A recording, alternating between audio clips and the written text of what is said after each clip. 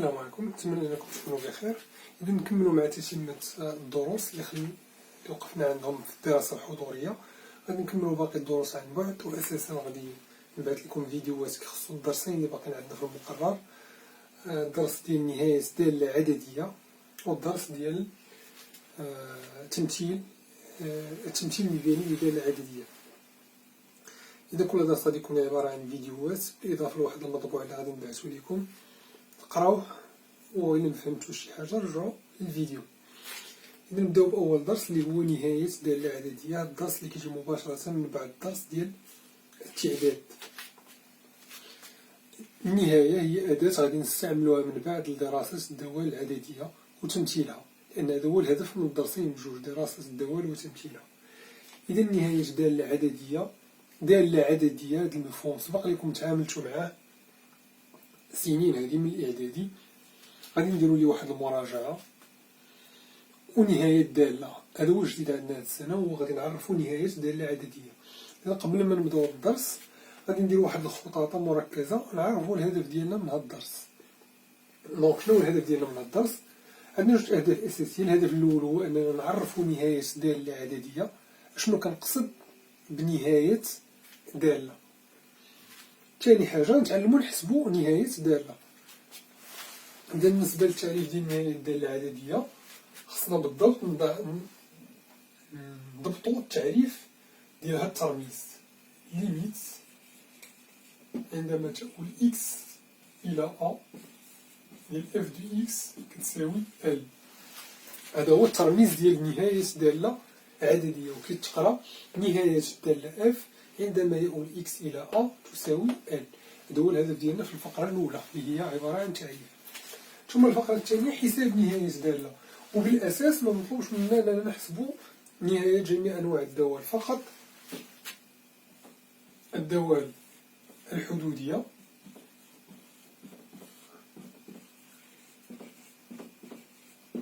والدوال الجذرية.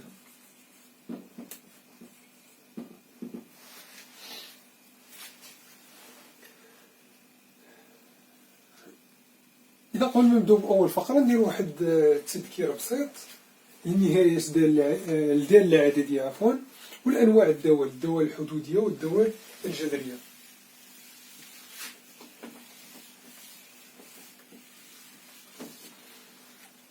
إذا بغينا نعرفو دالة عددية ناخدو مثال، مثلا الدالة اف دو إكس تساوي 2 إكس. هذه دالة عددية. علاش؟ لأنها علاقة ما بين مجموعتين. هذا هو التعريف الرياضي ديال دالة عددية. اش كتلاحظوا؟ أنها تعبير جبري فيه مجهول وفيه عدد وفيه عملية ضرب بيناتهم. إذا الدالة العددية هي عبارة عن تعابير جبرية فيها مجهول وفيها أعداد وفيها عمليات اعتيادية اللي كنعرفوا، الضرب والجمع والطرح والقسمة. تعريف رياضي أكثر للدالة هو علاقة ما بين مجموعتين. غادي نرمز للمجموعة الأولى بهاد الدائرة نسميها R، نرمز للمجموعة الثانية بهاد الدائرة نسميها R. إذا الدالة ديالي F هي علاقة ما بين هاد المجموعتين. كنربط لي مثلا العدد واحد من المجموعة الأولى بالعدد واحد في جوج اللي هو 2. كتربط لي العدد 2 بالعدد أو العدد ناقص 2 مثلا بالعدد 2 في ناقص 2 اللي هو ناقص 4. كتربط لي العدد جذر 2 بالعدد 2 جذر 2. هذا العدد كنرمز ليه اف لواحد، هذا اف لناقص 2، وهذا اف لجذر 2. هذا هو التعريف ديال الدالة العددية، وهذا مثال عليها. بالأساس غادي نعرفو جوج أنواع ديال الدوال، الدوال الحدودية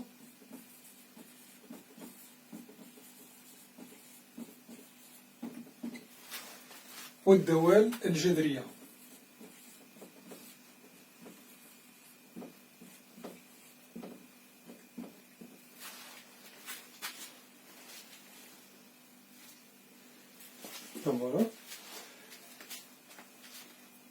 باش نفرقوا ما بين الدول الحدودية والدول الجذرية نفرقوا أساسا باستعمال العمليات. العمليات اللي هما الجمع والضرب والطرح والقسم. غنعطي أمثلة على دول الحدودية. مثلا f1 دو x كتساوي 2 x أس 2 زائد 3 x زائد 1. f2 دو x كتساوي x أس 2 زائد 5. f3 دو x كتساوي x أس 4 زائد 5 x أس 2 زائد x مثلا ناقص x مثلا. إذا اش كتلاحظوا؟ كتلاحظوا أن الدول فيها مجهول، فيها أعداد، وفيها العمليات بثلاثة: الناقص، الزائد، الضرب، ولكن اللي ناقصها هو القسمة. ما كاينش عدد مجهول، ما كنقسموش على عدد مجهول أولا كنقسمو x على واحد العدد. إذا التعريف الأساسي ديال الدول الحدودية هي اللي فيها ثلاثة العمليات فقط: الجمع والضرب والطرح. كاين واحد التعريف ديال الدول الحدودية، واحد الكتابة معينة، ولكن إلا كتبتها لكم تجيكم صعيبة شوية في الفهم، لذلك غادي نقتصروا على هذا التعريف اللي هو حدسي ولكن راه كينفعنا في التمارين. هي الدول فقط اللي فيها الجمع والضرب والطرح، بحال هاد الدول كتكتب على هذا الشكل. والكتابة المبسطة هي أننا كنرتبوا القوى ديال إكس من الكبير للصغير. علاش كنرتبوهم من الكبير للصغير؟ باش نعرفوا الدرجة ديال الحدودية، لأن أكبر قوة كنسميوها درجة الحدودية. مثلا هنا المجهول إكس، ما هي أكبر قوة عند المجهول إكس؟ هي 2. إذا هذه حدودية من الدرجة الثانية، هذه حدودية من الدرجة الثانية، هذه حدودية من الدرجة الرابعة. إذا مفهوم؟ هذا بالنسبة للدول الحدودية، أبسط أنواع ديال الدول. ثم الدول إلى زدنا ثم الدول اللي من بعدها هي الدول الجذرية. الدول الجذرية شنو الفرق بينها وبين الدول الحدودية؟ كنظن أنكم فهمتوا أننا كنزيدو العملية ديال القسمة. إلا زدنا العملية ديال القسمة بالإضافة للعملية بثلاثة كتولي أي دالة كتكتب ليها على هذا الشكل، نسميها R une fonction rationnelle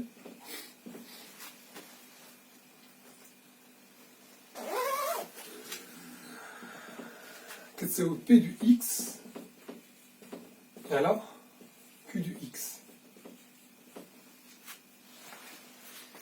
أي دالة فيها العمليات عبارة عن الجمع والضرب والطرح والقسمة كتكتب ليها على هذا الشكل: حدودية على حدودية. القسمة كاملة كترجع قسمة واحدة. أمثلة، نعطيكم مثال واحد بسيط. مثلا دالة جو دو إكس كتساوي إكس أس 2 زائد 3 إكس، هذه حدودية من الدرجة الأولى، على إكس زائد 1. هذه حدودية من الدرجة الثانية، عفوا هذه حدودية من الدرجة الأولى. إذا هذه دالة جذرية. الدالة الجذرية هي اللي فيها بالإضافة للعمليات بثلاثة فيها عملية القسمة. وباش كنعرف الدول الجذرية كتكتب على شكل حدودية على حدودية. إذا هذا بالنسبة للتذكير ديال أنواع التذكير ديال الدالة العددية وأنواع الدوال الحدودية والجذرية.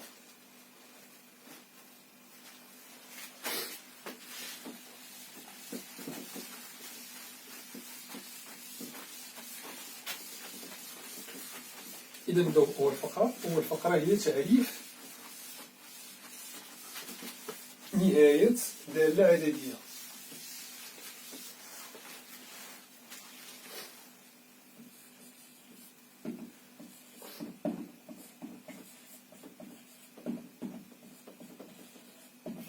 أساسا قلنا خصنا نفهمو هاد الترميز ليميت عندما تؤول x إلى a f دو x تساوي L. بالنسبة ل f دو x راه هي الدالة العددية. ليميت راه كيبقى غير ترميز. a و L هما يا إما عددين حقيقيين يا إما زائد أو لا ناقص ما لا نهاية. زائد أو لا ناقص ما لا نهاية ترميزين جداد غادي نشوفوهم في الدرس وغادي نفهموهم. هذه الإضافة أن A و L ممكن يكونوا عددين حقيقيين، كذلك ممكن يكونوا زائد أو لا ناقص ما لا نهاية. إذا التعريف غادي نفهموه من خلال الأمثلة. نبداو بالمثال الأول.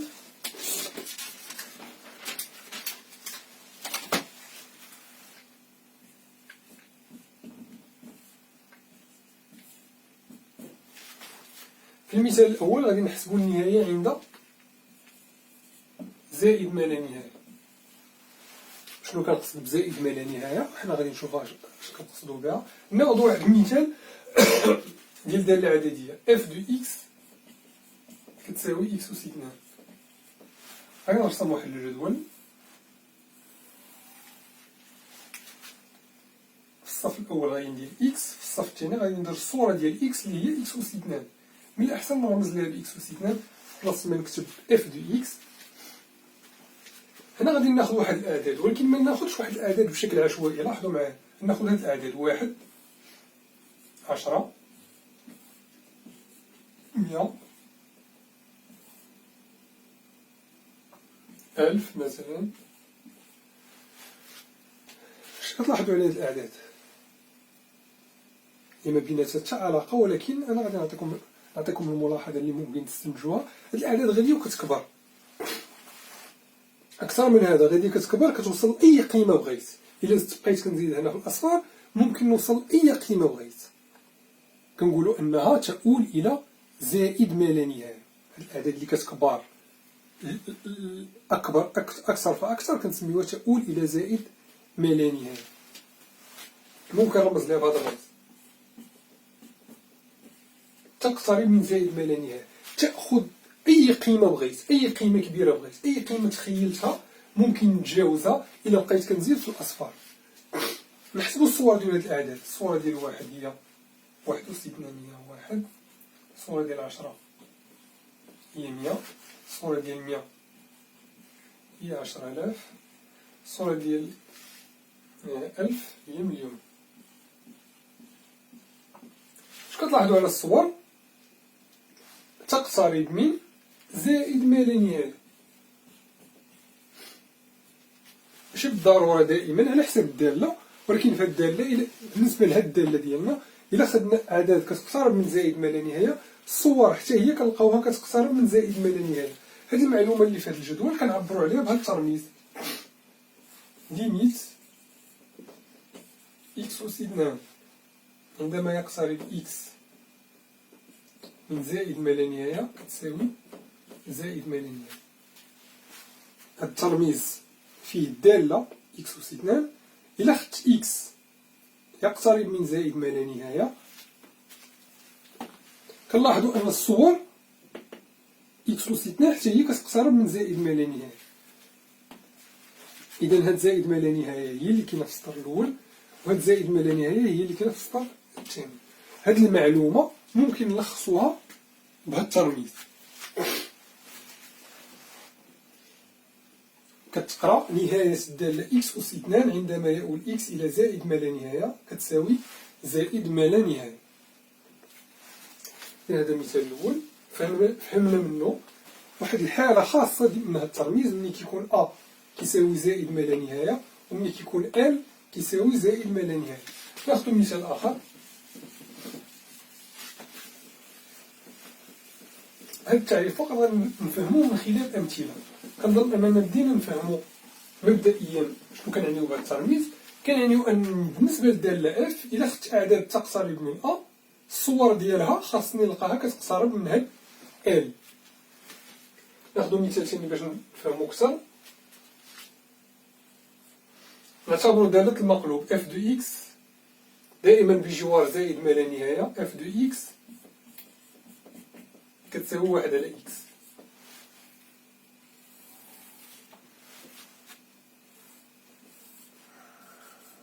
إذا إكس 1 على إكس.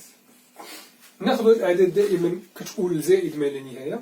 ممكن ناخذها تؤول إلى أعداد أخرى، قيم أخرى غادي نشوفوها في أمثلة أخرى.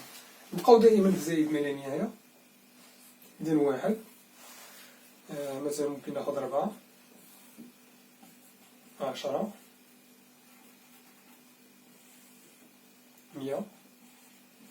هاد الأعداد تقترب من زائد ما لا نهاية. الصور 1 على 1 1، 1 على 4 0.25، 1 على 10 0.1، 1 على 100 0.01. هاد الأعداد من ماذا تقترب؟ صعيب عليا نلاحظ، ولكن غادي نمثلها نعاونكم عن طريق التمثيل على مستقيم مدرج.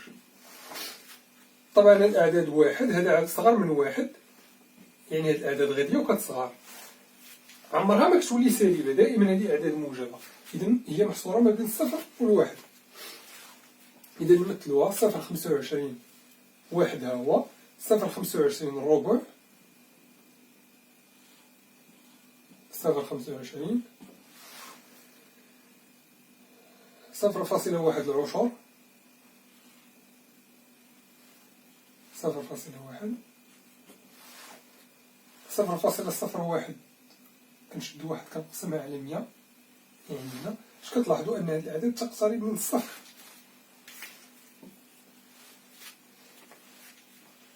تقترب من الصفر، 0.25 0.1 0.01. إذا هاد الأعداد تقترب من الصفر. إذا المعلومات اللي في هذا الجدول ممكن نعبر عليها من خلال واحد النهاية. إذا النهاية ديال الإن دالة ديال الدالة 1 على إكس. اش كيوقع للدالة 1 على إكس؟ عندما يؤول إكس إلى زائد ما لا نهاية فإن الدالة 1 على إكس تؤول إلى صفر. من هذه المعلومات اللي في هذا الجدول ممكن نعبر عليها بهذا الترميز. كتلاحظوا أننا هنا خدنا في المثالين بجوج خدنا هي زائد ما لا نهاية، ولكن في المثال الأول لقينا هي زائد ما لا نهاية، وفي المثال الثاني لقينا عدد حقيقي. يعني ممكن نلقاو جميع الحالات على حساب الدالة اف دو اكس وعلى حساب فين كنحسبوا النهاية. نبدلوا هذا العدد في كنحسبوا النهاية، هنا كنحسبوا النهاية في زائد ما لا نهاية، نحسبوها مثلا في عدد. ناخذ مثال ثالث.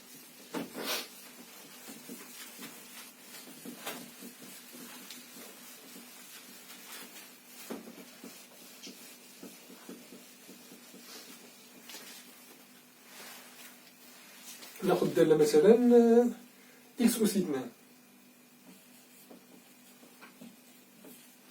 هاد المرة غادي نحسبو النهاية في عدد.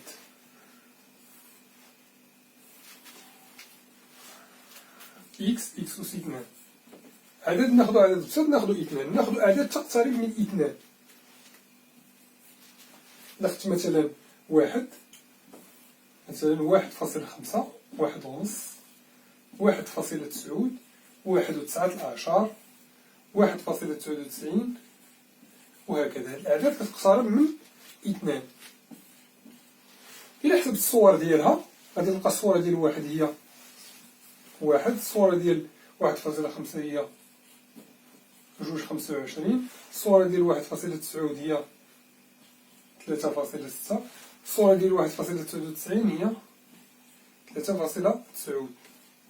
إذا هاد الأعداد بماذا تقترب؟ إذا نعطيكم النتيجة. هاد الأعداد تقترب من 4.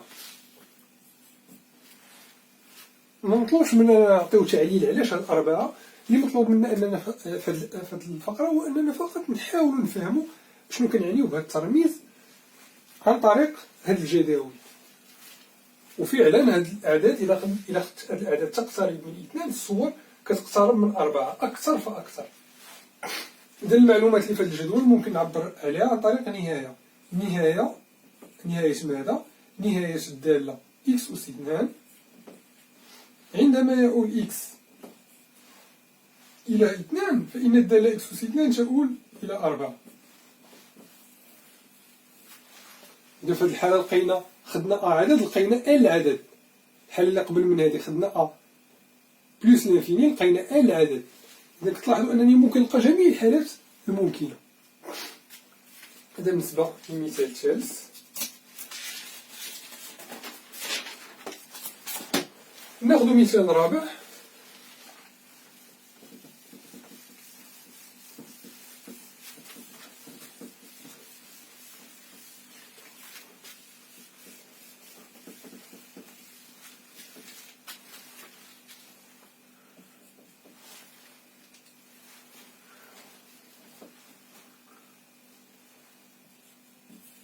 هاد المرة نعتبر الدالة اف دو اكس كتساوي اكس أس 3. خدنا اكس يؤول إلى زائد ما لا نهاية في المثالين الأول والثاني، خدنا اكس يؤول إلى عدد في المثال الثالث، ممكن ناخدو اكس يؤول إلى ناقص ما لا نهاية. شنو هو ناقص ما لا نهاية؟ هو العكس ديال زائد ما لا نهاية. زائد ما لا نهاية إلا كانت الأعداد كتكبر، أعداد تؤول إلى ناقص ما لا نهاية معناها أنها كتصغر. كتصغر يعني سالبة. ناخدو العكس ديال المتسلسلة اللي خدنا في المثال الأول، ناخدو مثلا ناقص 1 ناقص 10 ناقص 100 وهكذا. هاد الأعداد كتصغر أكثر فأكثر، كتمشي لأي قيمة بغينا صغيرة. إذن هاد الأعداد تؤول إلى ناقص ما لا نهاية. إلا حسبنا الصور اش غادي نلاحظو؟ إكس أس 3 هنا غادي نلقاو ناقص 1، هنا غادي نلقاو ناقص 1000، هنا غادي نلقاو ناقص 1,000,000. إذا من ماذا تقترب هذه الأعداد؟ هي الصور تقترب من ناقص ما لا نهاية كذلك. إذا هذا الجدول كيعبر لنا على واحد النهاية. شنو هي بالضبط؟ هي النهاية ديال إكس أس 3. عندما يؤول إكس إلى ناقص ما لا نهاية فإن إكس أس 3 يؤول إلى ناقص ما لا نهاية. إذا مفهوم؟ عندما يؤول إكس إلى ناقص ما لا نهاية فإن الصور ديال هذه الأعداد إكس أس ديال إكس أس 3 حتى هي تؤول إلى ناقص ما لا نهاية.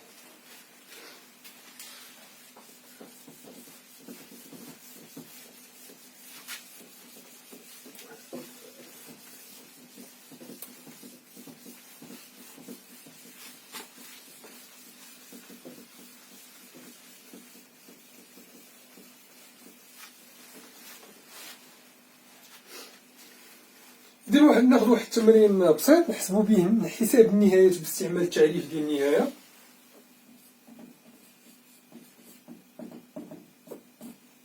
إذا أتمم الجداول واستنتج النهايات.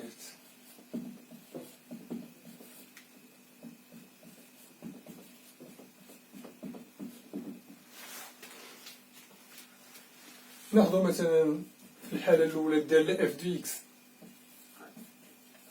كتساوي 2 إكس.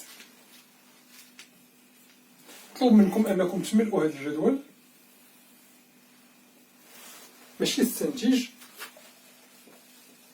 خصها واحد برهان رياضي وتضمن النهايات. يعني غادي تستنتج النهايات ولكن هو ماشي برهان رياضي، ما كيعتمدش على المنطق، كيعتمد فقط على الملاحظة. وتضمن النهايات يعني توقع هذه النهايات. إذا ناخذ إكس اف دو إكس اللي هي في هذه الحالة 2 إكس. ناخذ في الحالة الأولى مثلا إكس يؤول إلى زائد ما لا نهاية، ناخذ هذه الأعداد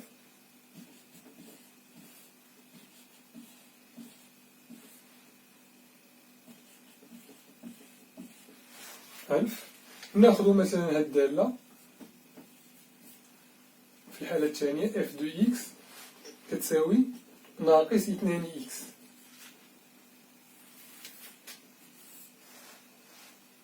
إكس ناقص 2 إكس ناقص 1 ناقص 10 ناقص 100 ناقص 1000. هذه الأعداد تؤول إلى ناقص ما لا نهاية فعلا. في المثال الثالث غادي ناخدو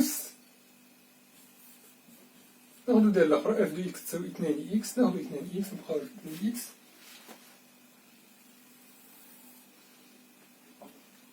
ولكن هاد المرة غادي ناخدو أعداد تقترب من عدد. ناخدو 2 دائما لأن سبق لنا شفنا هاد المثال. إكس 2 إكس أعداد تقترب من 2 هي 1 1.5 1.9 1.99. نديرو واحد البوز للفيديو، ملؤوا الجداول وحاولوا تستنتجوا بعض النهايات.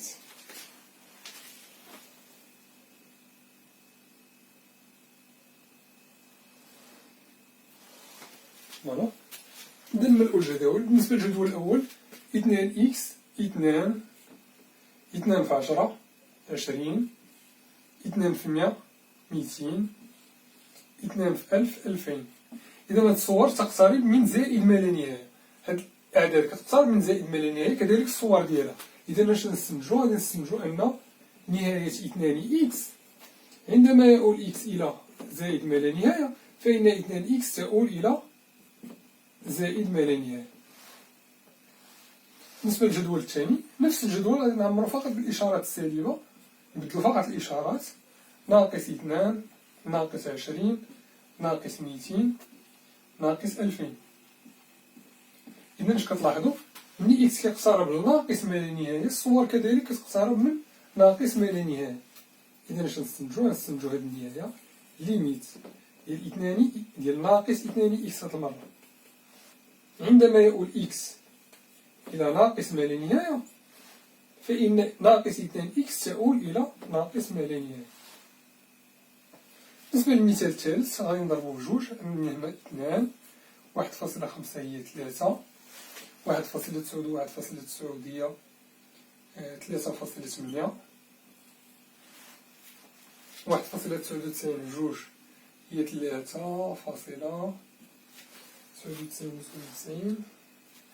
هي 3.98.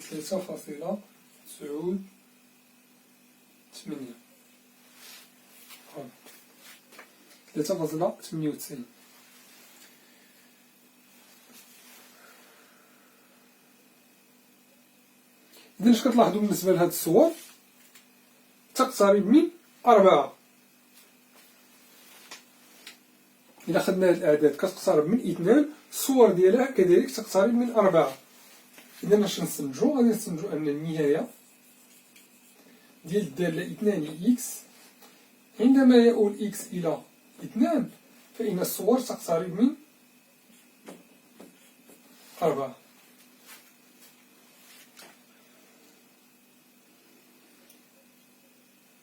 إذا فهمنا تقريبا هاد الترميز اش كيعني. إذا الهدف ديالنا من بعد هو حساب النهاية. شنو كنقصد بحساب النهاية؟ نعطيك هاد الكتابة وتستنتج لي أنا بلوس لانفيني، نعطيك هاد الكتابة وتستنتج لي أنا موال لانفيني، نعطيك هاد الكتابة وتستنتج لي أنا 4. ولكن ماشي دائما غادي نستعملو هاد التعريف. هاد التعريف درناه غير باش تفهموا هاد الترميز. بالنسبة لحساب النهايات عندنا خاصيات كتعلق بكل نوع من الدوال، غادي نشوفوهم في التتمة ديال الدرس. غادي نشوفو بعض النهايات الاعتيادية أولا، يعني كتطبيق مباشر للتعريف أننا ممكن نقبلو بعض النهايات كخاصيات ومن بعد نستعملو هذوك النهايات لحساب نهايات الدوال الأخرى اللي هما الدوال الحدودية والدوال الجذرية عن طريق بعض الخاصيات. إذا نشوفكم في الفيديو الثاني. إذا كانت شي أسئلة كتخص هذا التعريف ممكن تطرحوها عليا في التعليقات باش نجاوب عليها في الفيديو الثاني. غادي يكون تقريبا من بعد يوم أو يومين.